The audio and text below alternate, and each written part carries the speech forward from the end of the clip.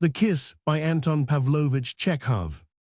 At 8 o'clock on the evening of the 20th of May, all the 6 batteries of the N Reserve Artillery Brigade halted for the night in the village of Myastechki on their way to camp, when the general commotion was at its height, while some officers were busily occupied around the guns, while others gathered together in the square near the church enclosure were listening to the quartermasters. A man in civilian dress, riding a strange horse, came into sight round the church, the little dun-colored horse with a good neck, and a short tail came moving not straight forward, but as it were sideways with a sort of dance step, as though it were being lashed about the legs. When he reached the officers, the man on the horse took off his hat and said, "His Excellency, Lieutenant General von Rabeck, invites the gentleman to drink tea with him this minute." The horse turned, danced, and retired sideways. The messenger raised his hat once more, and in an instant disappeared with his strange horse behind the church. "What the devil does it mean?" grumbled some of the officers, dispersing to their quarters. "One is sleepy, and here this von Rabeck with his tea. We know what tea means." The officers of all the 6 batteries remembered vividly an incident of the previous year, when during maneuvers they, together with the officers of a Cossack regiment, were in the same way invited to tea by a count who had an estate in the neighborhood, and was a retired army officer. The hospitable and genial count made much of them, fed them, and gave them drink, refused to let them go to their quarters in the village, and made them stay the night. All that, of course, was very nice. Nothing better could be desired, but the worst of it was the old army officer was so carried away by the pleasure of the young men's company that till sunrise he was telling the officers anecdotes of his glorious past, taking them over the house, showing them expensive pictures, old engravings, rare guns, reading them autograph letters from great people, while the weary and exhausted officers looked and listened, longing for their beds and yawning in their sleeves. When at last their host let them go, it was too late for sleep. Might not this von Rabeck be just such another? Whether he were or not, there was no help for it. The officers changed their uniforms, brushed themselves, and went all together in search of the gentleman's house in the square by the church. They were told they could get to His Excellency's by the lower path going down behind the church to the river, going along the bank to the garden, and there an avenue would take them to the house, or by the upper way straight from the church, by the road, which 1/2 mile from the village led right up to His Excellency's granaries. The officers decided to go by the upper way. What von Rabeck is it, they wondered on the way? Surely not the one who was in command of the N Cavalry Division at Plevna. No, that was not von Rabeck, but simply Rab and no von. What lovely weather! At the first of the granaries, the road divided in two. One branch went straight on and vanished in the evening darkness. The other led to the owner's house on the right. The officers turned to the right and began to speak more softly. On both sides of the road stretched stone granaries, with red roofs, heavy and sullen, looking very much like barracks of a district town. Ahead of them gleamed the windows of the manor house. "A good omen, gentlemen," said one of the officers. "Our setter is the foremost of all, no doubt. He scents game ahead of us." Lieutenant Lebitko, who was walking in front, a tall and stalwart fellow, though entirely without mustache. He was over 25, yet, for some reason, there was no sign of hair on his round, well-fed face, renowned in the brigade for his peculiar faculty for divining the presence of women at a distance, turned round and said, "Yes, there must be women here. I feel that by instinct." On the threshold, the officers were met by von Rabeck himself, a camellia-looking man of 60, in civilian dress, shaking hands with his guests. He said that he was very glad and happy to see them, but begged them earnestly, for God's sake, to excuse him for not asking them to stay the night. 2 sisters with their children, some brothers, and some neighbors had come on a visit to him, so that he had not one spare room left. The general shook hands with everyone, made his apologies, and smiled, but it was evident by his face that he was by no means so delighted as their last year's count, and that he had invited the officers simply because, in his opinion, it was a social obligation to do so. And the officers themselves, as they walked up the softly carpeted stairs, as they listened to him, felt that they had been invited to this house simply because it would have been awkward not to invite them. And at the sight of the footmen, who hastened to light the lamps in the entrance below, and in the anteroom above they began to feel as though they had brought uneasiness and discomfort into the house with them, in a house in which two sisters and their children, brothers and neighbors, were gathered together, probably on account of some family festivity or event. How could the presence of 19 unknown officers possibly be welcome? At the entrance to the drawing-room, the officers were met by a tall, graceful old lady with black eyebrows and a long face, very much like the Empress Eugenie, smiling graciously and majestically. She said she was glad and happy to see her guests, and apologized that her husband and she were on this occasion unable to invite messieurs les officiers to stay the night. From her beautiful, majestic smile, which instantly vanished from her face every time she turned away from her guests, it was evident that she had seen numbers of officers in her day, that she was in no humor for them now, and if she invited them to her house and apologized for not doing more, it was only because her breeding and position in society required it of her.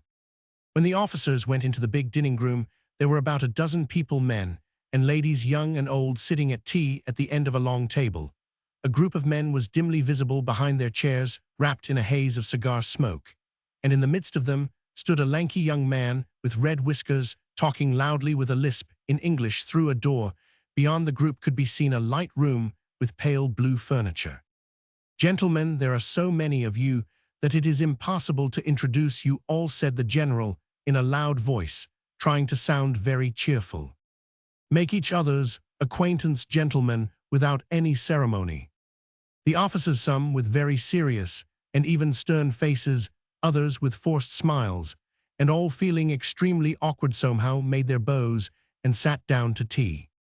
The most ill at ease of them all was Ryabovich, a little officer in spectacles, with sloping shoulders and whiskers like a lynx's, while some of his comrades assumed a serious expression, while others wore forced smiles. His lynx-like whiskers and spectacles seemed to say, "I am the shyest, most modest, and most undistinguished officer in the whole brigade." At first, on going into the room and sitting down to the table, he could not fix his attention on any one face or object. The faces, the dresses, the cut-glass decanters of brandy, the steam from the glasses, the molded cornisol, blended in one general impression that inspired in Ryabovich alarm and a desire to hide his head like a lecturer making his first appearance before the public.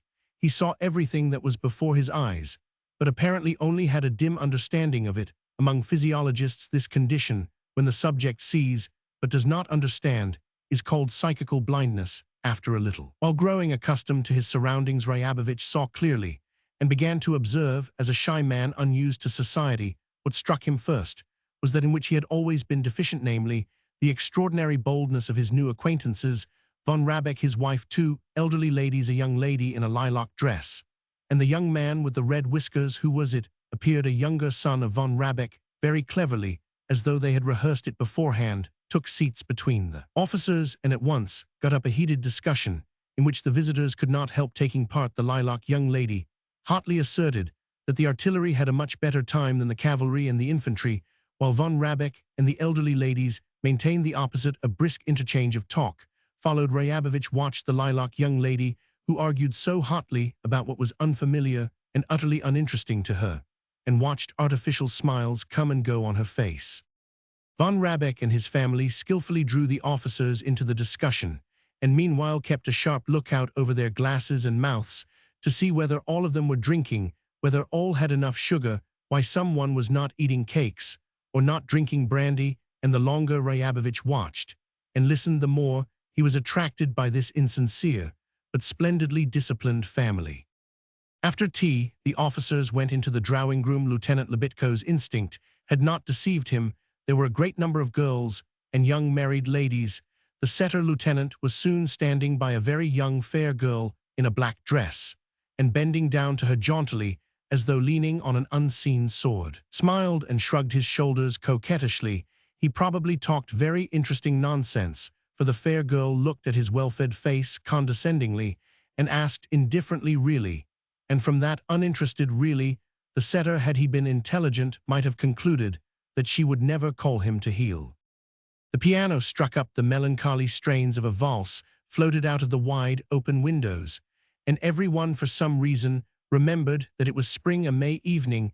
everyone was conscious of the fragrance of roses of lilac and of the young leaves of the poplar Ryabovich, in whom the brandy he had drunk made itself felt under the influence of the music stole a glance towards the window, smiled, and began watching the movements of the women, and it seemed to him that the smell of roses, of poplars and lilac came not from the garden, but from the ladies' faces and dresses.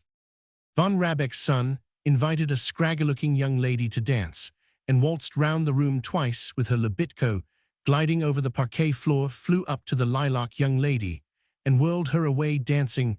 Began Ryabovich, stood near the door among those who were not dancing, and looked on. He had never once danced in his whole life, and he had never once in his life put his arm round the waist of a respectable woman. He was highly delighted that a man should in the sight of all take a girl he did not know round the waist, and offer her his shoulder to put her hand on, but he could not imagine himself in the position of such a man. There were times when he envied the boldness and swagger of his companions, and was inwardly wretched. The consciousness that he was timid, that he was round-shouldered and uninteresting, that he had a long waist and lynx-like whiskers, had deeply mortified him. But with years he had grown used to this feeling, and now, looking at his comrades dancing or loudly talking, he no longer envied them, but only felt touched and mournful.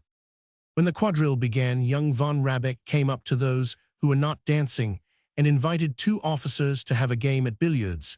The officers accepted and went with him out of the drawing-room. Ryabovich, having nothing to do and wishing to take part in the general movement, slouched after them from the big drawing-room. They went into the little drawing-room, then into a narrow corridor with a glass roof, and thence into a room in which on their entrance 3 sleepy-looking footmen jumped up quickly from the sofa.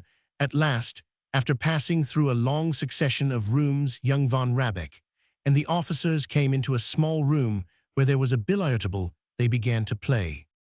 Ryabovich, who had never played any game but cards, stood near the billiard table and looked indifferently at the players, while they, in unbuttoned coats with cues in their hands, stepped about, made puns, and kept shouting out unintelligible words. The players took no notice of him, and only now and then one of them, shoving him with his elbow or accidentally touching him with the end of his cue, would turn round and say pardon before the first game was over. He was weary of it, and began to feel he was not wanted and in the way. He felt disposed to return to the drawing-room, and he went out. On his way back, he met with a little adventure. When he had gone halfway, he noticed he had taken a wrong turning. He distinctly remembered that he ought to meet 3 sleepy footmen on his way, but he had passed 5 or 6 rooms, and those sleepy figures seemed to have vanished into the earth. Noticing his mistake, he walked back a little way, and turned to the right. He found himself in a little dark room which he had not seen on his way to the billiard room. After standing there a little while, he resolutely opened the first door that met his eyes, and walked into an absolutely dark room. Straight in front could be seen the crack in the doorway, through which there was a gleam of vivid light. From the other side of the door came the muffled sound of a melancholy mazurka. Here, too, as in the drawing-room, the windows were wide open, and there was a smell of poplars, lilac, and roses. Ryabovich stood still in hesitation. At that moment, to his surprise, he heard hurried footsteps and the rustling of a dress. A breathless feminine voice whispered at last, and 2 soft, fragrant, unmistakably feminine arms were clasped about his neck. A warm cheek was pressed to his cheek, and simultaneously there was the sound of a kiss. But at once the bestower of the kiss uttered a faint shriek, and skipped back from him, as it seemed to Ryabovich with aversion. He too almost shrieked, and rushed towards the gleam of light at the door. When he went back into the drawing-room, his heart was beating, and his hands were trembling so noticeably that he made haste to hide them behind his back. At first, he was tormented by shame and dread that the whole drawing-room knew that he had just been kissed and embraced by a woman. He shrank into himself and looked uneasily about him, but as he became convinced that people were dancing and talking as calmly as ever, he gave himself up entirely to the new sensation which he had never experienced before in his life. Something strange was happening to him. His neck, round which soft, fragrant arms had so lately been clasped, seemed to him to be anointed with oil. On his left cheek, near his mustache, where the unknown had kissed him, there was a faint, chilly, tingling sensation, as from peppermint drops, and the more he rubbed the place, the more distinct was the chilly sensation all over from head to foot. He was full of a strange new feeling, which grew stronger and stronger. He wanted to dance, to talk, to run into the garden, to laugh. Aloud, he quite forgot that he was round-shouldered and uninteresting, that he had lynx-like whiskers and an undistinguished appearance. That was how his appearance had been described by some ladies whose conversation he had accidentally overheard. When von Rabeck's wife happened to pass by him, he gave her such a broad and friendly smile that she stood still and looked at him inquiringly. "I like your house immensely," he said, setting his spectacles straight. The general's wife smiled and said that the house had belonged to her father. Then she asked whether his parents were living, whether he had long been in the army, why he was so thin, and so on. After receiving answers to her questions, she went on, and after his conversation with her, his smiles were more friendly than ever, and he thought he was surrounded by splendid people. At supper, Ryabovich ate mechanically everything offered him, drank, and without listening to anything tried to understand what had just happened to him. The adventure was of a mysterious and romantic character, but it was not difficult to explain it. No doubt some girl or young married lady had arranged a tryst with some one in the dark room, had waited a long time, and being nervous and excited had taken Ryabovich for her hero. This was the more probable as Ryabovich had stood still hesitating in the dark room, so that he too had seemed like a person expecting something. This was how Ryabovich explained to himself the kiss he had received. "And who is she?" he wondered, looking round at the women's faces. She must be young, for elderly ladies don't give rendezvous. That she was a lady one could tell by the rustle of her dress, her perfume, her voice. His eyes rested on the lilac young lady, and he thought her very attractive. She had beautiful shoulders and arms, a clever face, and a delightful voice. Ryabovich, looking at her, hoped that she and no one else was his unknown, but she laughed somehow artificially and wrinkled up her long nose, which seemed to him to make her look old. Then he turned his eyes upon the fair girl in a black dress. She was younger, simpler, and more genuine, had a charming brow, and drank very daintily out of her wineglass. Ryabovich now hoped that it was she, but soon he began to think her face flat, and fixed his eyes upon the one next her. "It's difficult to guess," he thought, musing. "If one takes the shoulders and arms of the lilac, one only adds the brow of the fair one, and the eyes of the one on the left of Lebitko. Then he made a combination of these things in his mind, and so formed the image of the girl who had kissed him, the image that he wanted her to have, but could not find at the table." After supper, replete and exhilarated, the officers began to take leave and say thank you. Von Rabeck and his wife began again, apologizing that they could not ask them to stay the night. "Very, very glad to have met you, gentlemen," said von Rabeck, and this time sincerely, probably because people are far more sincere and good-humored at speeding their parting guests than on meeting them. "Delighted. I hope you will come on your way back. Don't stand on ceremony. Where are you going? Do you want to go by the upper way?" "No, go across the garden. It's nearer here, by the lower way." The officers went out into the garden after the bright light and the noise. The garden seemed very dark and quiet. They walked in silence all the way to the gate. They were a little drunk, pleased, and in good spirits, but the darkness and silence made them thoughtful for a minute. Probably the same idea occurred to each one of them as to Ryabovich. Would there ever come a time for them when, like von Rabeck, they would have a large house, a family, a garden, when they too would be able to welcome people, even though insincerely, feed them, make them drunk and contented? Going out of the garden gate, they all began talking at once and laughing loudly about nothing. They were walking now along the little path that led down to the river, and then ran along the water's edge, winding round the bushes on the bank, the pools, and the willows that overhung the water. The bank and the path were scarcely visible, and the other bank was entirely plunged in darkness. Stars were reflected here and there on the dark water. They quivered and were broken up on the surface, and from that alone it could be seen that the river was flowing rapidly. It was still drowsy. Curlews cried plaintively on the further bank, and in one of the bushes on the nearest side a nightingale was trilling loudly, taking no notice of the crowd of officers. The officers stood round the bush, touched it, but the nightingale went on singing. "What a fellow," they exclaimed approvingly. "We stand beside him, and he takes not a bit of notice. What a rascal." At the end of the way, the path went uphill, and skirting the church enclosure turned into the road. Here the officers, tired with walking uphill, sat down and lighted their cigarettes on the other side of the river. A murky red fire came into sight, and having nothing better to do, they spent a long time in discussing whether it was a campfire or a light in a window or something else. Ryabovich too looked at the light, and he fancied that the light looked and winked at him as though it knew about the kiss.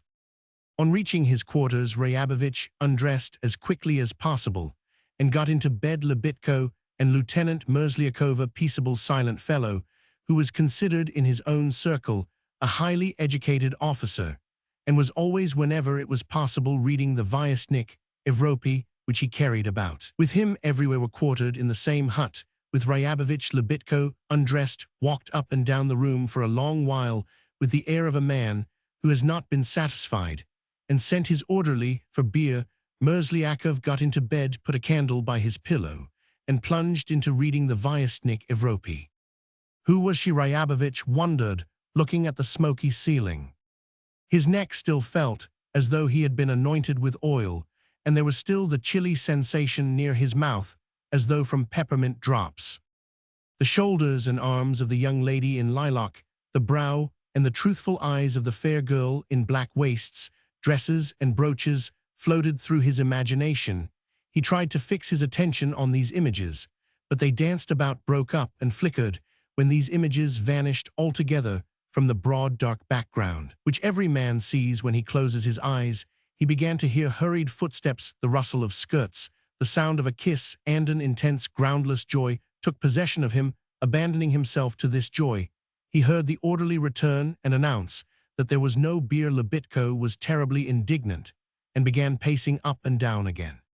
"Well, isn't he an idiot?" he kept saying, stopping first before Ryabovich and then before Merzlyakov. "What a fool and a dummy a man must be not to get hold of any beer, eh? Isn't he a scoundrel?" "Of course you can't get beer here," said Merzlyakov, not removing his eyes from the Vyestnik Evropy. "Oh, is that your opinion?" Lebitko persisted. "Lord have mercy upon us. If you dropped me on the moon, I'd find you beer and women directly. I'll go and find some at once. You may call me an impostor if I don't." He spent a long time in dressing and pulling on his high boots, then finished smoking his cigarette in silence and went out. "Rabek, grabek, labek," he muttered, stopping in the outer room. "I don't care to go alone, damn it all. Ryabovich, wouldn't you like to go for a walk, eh?" Receiving no answer, he returned slowly, undressed, and got into bed.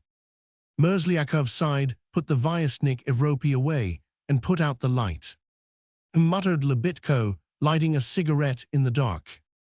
Ryabovich pulled the bedclothes over his head, curled himself up in bed, and tried to gather together the floating images in his mind, and to combine them into one whole, but nothing came of it. He soon fell asleep, and his last thought was that someone had caressed him and made him happy. That something extraordinary, foolish, but joyful and delightful had come into his life. The thought did not leave him even in his sleep.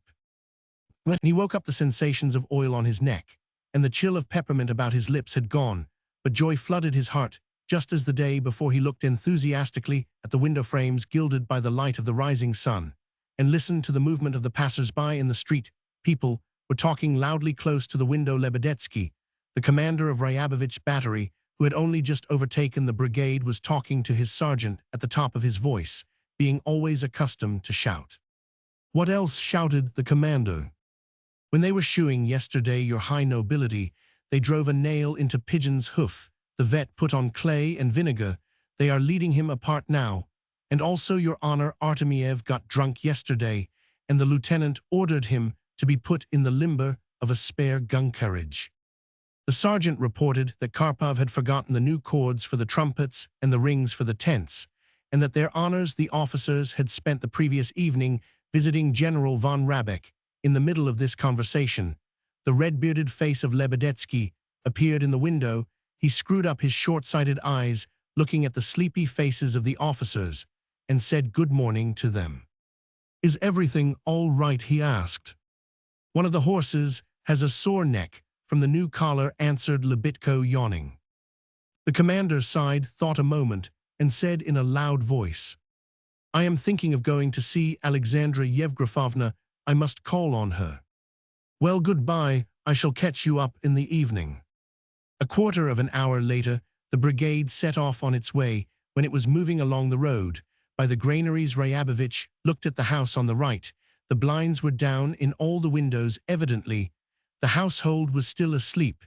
The one who had kissed Ryabovich the day before was asleep. Too, he tried to imagine her asleep, the wide open windows of the bedroom, the green branches peeping in the morning freshness, the scent of the poplars, lilac, and roses, the bed, a chair, and on it the skirts that had rustled the day before, the little slippers, the little watch on the table. All this he pictured to himself clearly and distinctly, but the features of the face, the sweet sleepy smile, just what was characteristic and important, slipped through his imagination like quicksilver through the fingers. When he had ridden on half a mile, he looked back. The yellow church, the house, and the river were all bathed in light. The river, with its bright green banks, with the blue sky reflected in it, and glints of silver in the sunshine here, and there was very beautiful. Ryabovich gazed for the last time at Myastechki, and he felt as sad as though he were parting with something very near and dear to him.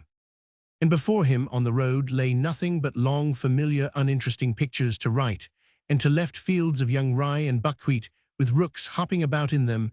If one looked ahead, one saw dust and the backs of men's heads. If one looked back, one saw the same dust and faces. Foremost of all marched 4 men with sabrestas. Was the vanguard next, behind the crowd of singers, and behind them the trumpeters on horseback. The vanguard and the chorus of singers, like torchbearers in a funeral procession, often forgot to keep the regulation distance and pushed a long way ahead. Ryabovich was with the first cannon of the 5th battery. He could see all the 4 batteries moving in front of him. For anyone not a military man, this long, tedious procession of a moving brigade seems an intricate and unintelligible muddle. One cannot understand why there are so many people round one cannon, and why it is drawn by so many horses in such a strange network of harness, as though it really was so terrible and heavy. To Ryabovich, it was all perfectly comprehensible, and therefore uninteresting. He had known for ever so long why at the head of each battery there rode a stalwart bombardier, and why he was called a bombardier. Immediately behind this bombardier could be seen the horsemen of the first and then of the middle units. Ryabovich knew that the horses on which they rode, those on the left, were called one name, while those on the right were called another. It was extremely uninteresting. Behind the horsemen came 2 shaft horses. On one of them sat a rider with the dust of yesterday on his back, and a clumsy and funny-looking piece of wood on his leg. Ryabovich knew the object of this piece of wood, and did not think it funny. All the riders waved their whips mechanically and shouted from time to time. The cannon itself was ugly. On the forepart lay sacks of oats covered with canvas, and the cannon itself was hung all over with kettles, soldiers' knapsacks, bags, and looked like some small harmless animal, surrounded for some unknown reason by men and horses. To the leeward of it marched 6 men, the gunners swinging their arms after the cannon. There came again more bombardiers, riders, shaft horses, and behind them another cannon, as ugly and unimpressive as the first. After the second followed a third, a fourth. Near the fourth an officer, and so on. There were 6 batteries in all in the brigade, and 4 cannons in each battery. The procession covered half a mile. It ended in a string of wagons near which an extremely attractive creature, Asmaga, brought by a battery commander from Turkey, paced pensively with his long-eared head drooping. Ryabovich looked indifferently before and behind at the backs of heads, and at faces. At any other time he would have been half asleep, but now he was entirely absorbed in his new agreeable thoughts. At first, when the brigade was setting off on the march, he tried to persuade himself that the incident of the kiss could only be interesting as a mysterious little adventure, that it was in reality trivial, and to think of it seriously, to say the least of it, was stupid. But now he bade farewell to logic and gave himself up to dreams. At one moment he imagined himself in von Rabeck's drawing room beside a girl who was like the young lady in lilac and the fair girl in black. Then he would close his eyes and see himself with another entirely unknown girl whose features were very vague in his imagination.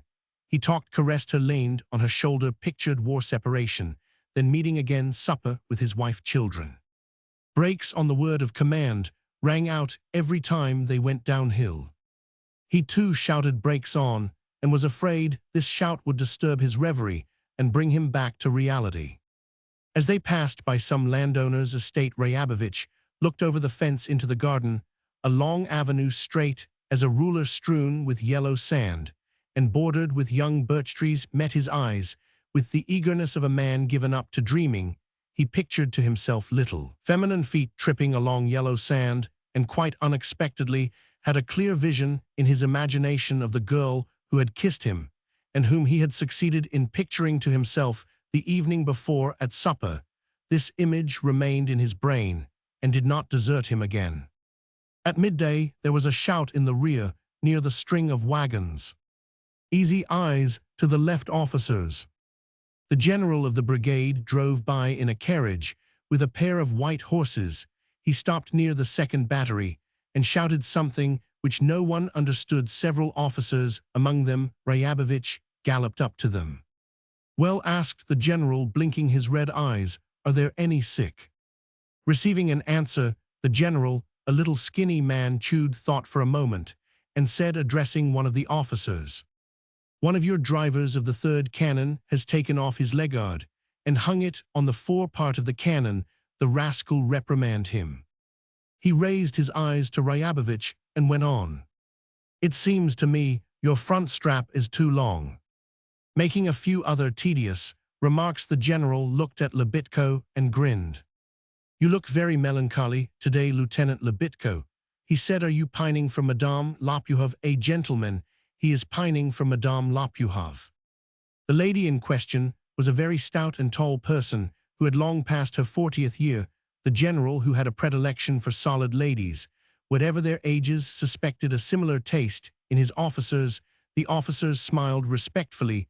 The general, delighted at having said something very amusing and biting, laughed, loudly touched his coachman's back, and saluted. The carriage rolled on. "All I am dreaming about now, which seems to me so impossible and unearthly, is really quite an ordinary thing," thought Ryabovich, looking at the clouds of dust racing after the general's carriage. "It's all very ordinary, and everyone goes through it. That general, for instance, has once been in love. Now he is married and has children. Captain Vater, too, is married and beloved, though the nape of his neck is very red and ugly, and he has no waist. Salananov is coarse and very Tatar, but he has had a love affair that has ended in marriage. I am the same as everyone else, and I too shall have the same experience as everyone else sooner or later." And the thought that he was an ordinary person and that his life was ordinary delighted him and gave him courage. He pictured her and his happiness as he pleased and put no rein on his imagination. When the brigade reached their halting place in the evening and the officers were resting in their tents, Ryabovich, Merzlyakov and Lebitko were sitting round a box having supper. Merzlyakov ate without haste, and as he munched deliberately read the Vyasnik Evropy, which he held on his knees. Lebitko talked incessantly and kept filling up his glass with beer, and Ryabovich, whose head was confused from dreaming all day long, drank and said nothing. After 3 glasses, he got a little drunk, felt weak, and had an irresistible desire to impart his new sensations to his comrades. "A strange thing happened to me at those von Rabeks," he began, trying to put an indifferent and ironical tone into his voice. "You know, I went into the billiard room." He began describing very minutely the incident of the kiss, and a moment later relapsed into silence. In the course of that moment, he had told everything, and it surprised him dreadfully to find how short a time it took him to tell it. He had imagined that he could have been telling the story of the kiss till next morning. Listening to him, Lebitko, who was a great liar, and consequently believed no one, looked at him skeptically and laughed. Merzlyakov twitched his eyebrows, and without removing his eyes from the Vyasnik Evropy said, "That's an odd thing, how strange, throws herself on a man's neck without addressing him by name. She must be some sort of hysterical neurotic." "Yes, she must," Ryabovich agreed. "A similar thing once happened to me," said Lebitko, assuming a scared expression. "I was going last year to Kovno. I took a second-class ticket. The train was crammed, and it was impossible to sleep. I gave the guard half a ruble. He took my luggage. and led me to another compartment. I lay down and covered myself with a rug. It was dark, you understand. Suddenly, I felt someone touch me on the shoulder and breathe in my face. I made a movement with my hand and felt somebody's elbow. I opened my eyes and only imagining a woman, black eyes, lips red as a prime salmon, nostrils, breathing passionately, a bosom like a buffer. Excuse me, Chekhov interrupted calmly. I understand about the bosom, but how could you see the lips if it was dark? Lebitko began trying to put himself right and laughing at Chekov's unimaginativeness. It made Ryabovich wince. He walked away from the box, got into bed, and vowed never to confide again. Camp life began. The days flowed by one very much like another. All those days Ryabovich felt, thought, and behaved as though he were in love. Every morning, when his orderly handed him water to wash with, and he sluiced his head with cold water, he thought there was something warm and delightful in his life. In the evenings, when his comrades began talking of love and women, he would listen and draw up closer, and he wore the expression of a soldier when he hears the description of a battle in which he has taken part. And on the evenings, when the officers out on the spree, with the setter Lobotko their head, made Don Juan excursions to the suburb, and Ryabovich took part in such excursions, he always was sad, felt profoundly guilty, and inwardly begged her forgiveness in hours of leisure or on sleepless nights, when he felt moved to recall his childhood, his father and mother, everything near and dear. In fact, he invariably thought of Maya Stechki, the strange horse von Rabeck, his wife, who was like the Empress Eugenie, the dark room, the crack of light at the door. On the 31st of August, he went back from the camp, not with the whole brigade, but with only 2 batteries of it. He was dreaming and excited all the way, as though he were going back to his native place. He had an intense longing to see again the strange horse, the church, the insincere family of the von Rabecks, the dark room, the inner voice, which so oft deceives lovers, whispered to him for some reason that he would be sure to see her. And he was tortured by the questions, how he should meet her, what he would talk to her about, whether she had forgotten the kiss. If the worst came to the worst, he thought, even if he did not meet her, it would be a pleasure to him merely to go through the dark room and recall the past. Towards evening, there appeared on the horizon the familiar church and white granaries. Ryabovich's heart beat.